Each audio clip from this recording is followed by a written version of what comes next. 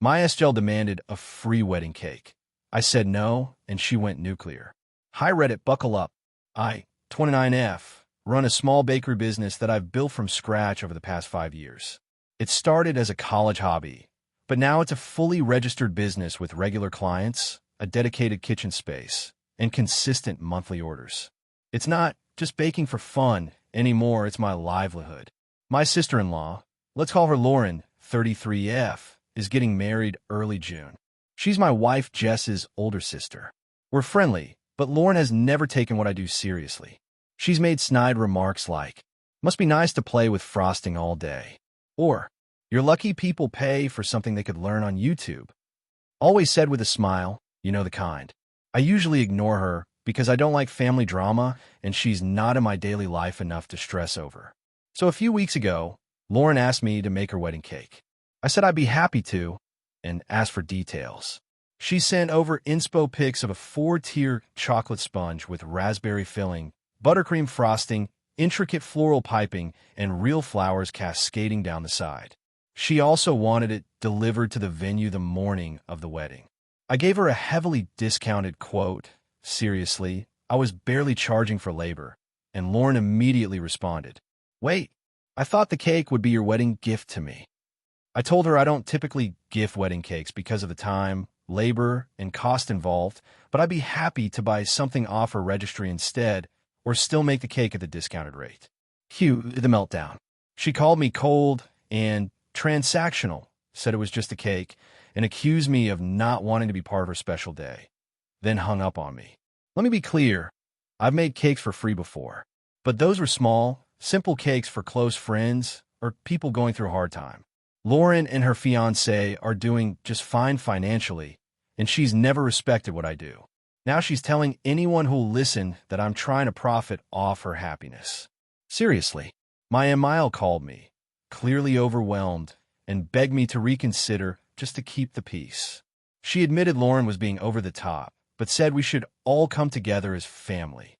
My wife, to her credit, is completely on my side and told her mom to stop trying to guilt me. But even she said, "I kind of wish you'd just said yes to avoid all this." Update 1. Hey Reddit, I didn't expect this to blow up like it did. Thanks to everyone who weighed in. The support was kind of overwhelming. A bunch of you asked for an update, and oh boy, here it is. So what happened after? After I posted, I decided to hold firm. I didn't reach out to Lauren, SIL, and I figured that was that. Either she'd come around, or she'd go with another baker. About a week later, Jess, my wife, tells me Lauren had actually booked another baker, but was still ranting to the whole family about how cold and selfish I was. Cool, whatever. But then, plot twist, the new baker canceled 2 weeks before the wedding. Something about a family emergency. So guess who comes crawling back? Yep, Lauren texted me, not even a call, saying, "I know we had a misunderstanding, but if the offer still stands, I'd really appreciate your help with the cake." Mind you, this was 10 days before the wedding. I'd already booked other clients that week. I told her, politely, that I was fully booked and couldn't accommodate her on such short notice. She lost it. Full meltdown. Said I was doing this on purpose to punish her and that I was jealous of her wedding.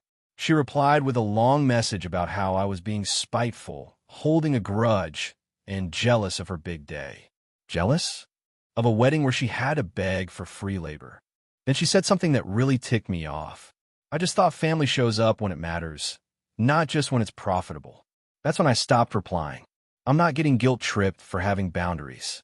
Within a day, my MIL called, saying Lauren was in tears and couldn't believe I'd let her down like this.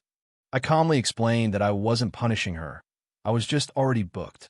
MIL kind of got it, but still asked me to try to find a way. I said no. Then I started getting texts from a few extended family members I barely talked to. One cousin literally said, "It's just a cake. Can't you squeeze it in?" Yeah, a 4-tier custom cake. 10 days out. During wedding season. No biggie, right? I didn't attend the wedding by choice. Jess, my wife, went alone because she didn't want to stir up more drama. She told me afterward that the cake was a store-bought sheet cake with a couple fake flowers shoved into it. Apparently, Lauren refused to cut the cake during the reception. She was that embarrassed. Multiple guests asked Jess what happened. Jess didn't say a word, just shrugged. A few days later, Lauren posted this on Facebook, not naming me directly, but come on.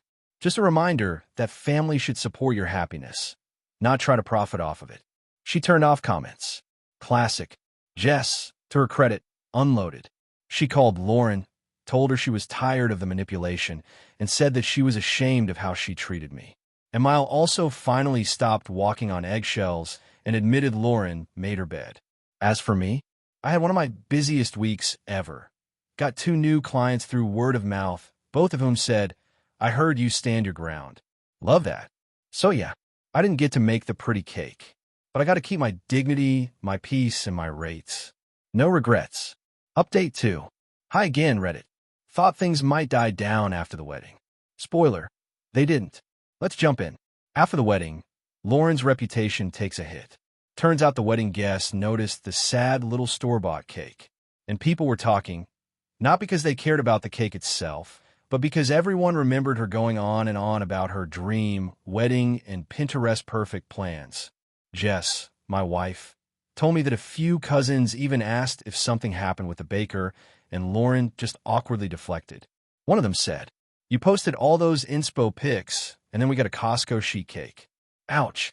Lauren's vague post, "Family should support your happiness, not try to profit off it," didn't stay vague for long. A cousin commented on the wedding post, "What happened with the cake? Looked different from what you shared." Lauren deleted the comment. Then she turned off commenting entirely. A few family members who know me better reached out to say, "So, it wasn't your fault." Huh. I didn't even have to explain. Her behavior was telling enough. Now here's where it gets good. This past weekend, Jess and I went to a family barbecue hosted by one of Jess's aunts. We didn't know Lauren would be there. Surprise.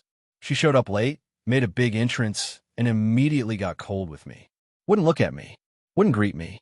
Literally said, "Hi," to Jess and skipped right over me like I was invisible. I let it slide. I wasn't there for drama. I was there for ribs. But then, because Lauren can't resist, she loudly says at the table, "If I ever renew my vows, I'll just learn to bake myself. At least I'll know I can count on me." Dead silence. One uncle muttered, "Or you could pay someone." Aunt hosting the barbecue? She turned to Lauren and said, "If you want professional work for free, maybe you should try marrying into a clown school instead of a bakery." I nearly choked on my corn.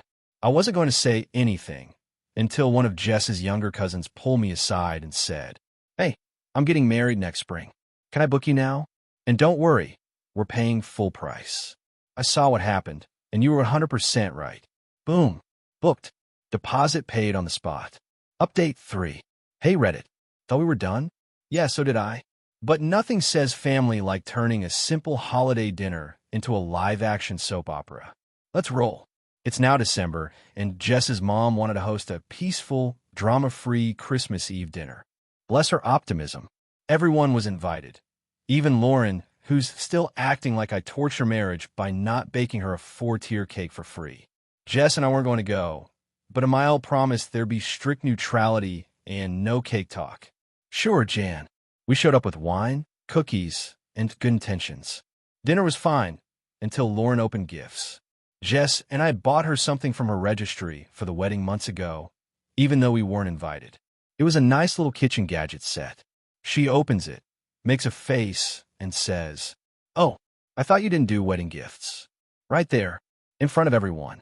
I smiled and said, "We don't do wedding cakes as gifts." Big difference. Some polite laughter. Jess squeezed my hand. I thought we could move on. Nope. Lauren waits until dessert. I didn't bring cake, by the way, just cookies. She suddenly stands and says she has an announcement. "I'm starting a home baking business next year. Figured if people with no formal training can do it, why not me?" Direct eye contact. Full smile. Nuclear levels of passive aggression. A few relatives clapped politely. One cousin muttered, "Here we go." Then Lauren adds, "I mean, it can't be that hard. It's just cake, right?" I had 2 choices. Ignore her and let her keep digging. Politely annihilate her with facts. I chose option 2, the clapback. I said, "Actually, it's not just cake. It's regulated ingredients, health permits, FDA compliance, commercial equipment, contracts, deposits, transportation logistics, food safety, and about 30 hours of work per wedding order. But yes, if you've got that down, go for it. Dead silence. Then Jess added, deadpan. Don't forget the part where people respect your time. Lauren turned bright red, stood up, grabbed her bag, and left without saying goodbye. Merry freaking Christmas. Emile apologized again and swore she had no idea Lauren was going to pull that. A few family members told me they were so glad I finally stood up for myself out loud. Lauren hasn't posted anything since. Her baking business idea seems to have disappeared quietly into the ether. Jess and I spent the rest of the holiday sipping hot cocoa at home with zero drama and way better dessert. Update 4. Hey Reddit. It's been a full year since the Great Cake Meltdown, and guess what? Lauren's back. Let's rewind and bring you up to speed first. I, 29F, run a professional baking business. My SGL Lauren, 33F, mocked it for years, then demanded I make her fancy wedding cake for free. I refused. She lost it. Hired someone else. That baker canceled. Lauren came crawling back. I said no again. She settled for a sad grocery store sheet cake. Family drama ensued. Passive-aggressive Facebook posts. Public digs at family dinners. A failed attempt at launching her own baking biz. I kept my peace. And my rates. So this week, Jess, my wife, tells me Lauren is planning a first anniversary party. Low-key backyard thing, mostly family and a few friends. Guess who's not invited? Yep, me. Honestly, no hard feelings. I wasn't exactly dying to attend the Costco cake memorial. But then, and you can't make this up, Lauren texts me. Hey, I know we've had our differences, but I was wondering if you had any availability for a small cake next weekend. I stare at my phone for 5 full minutes.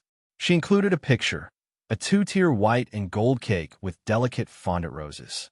Not a huge order, but definitely not simple. And yes, she wanted a discount.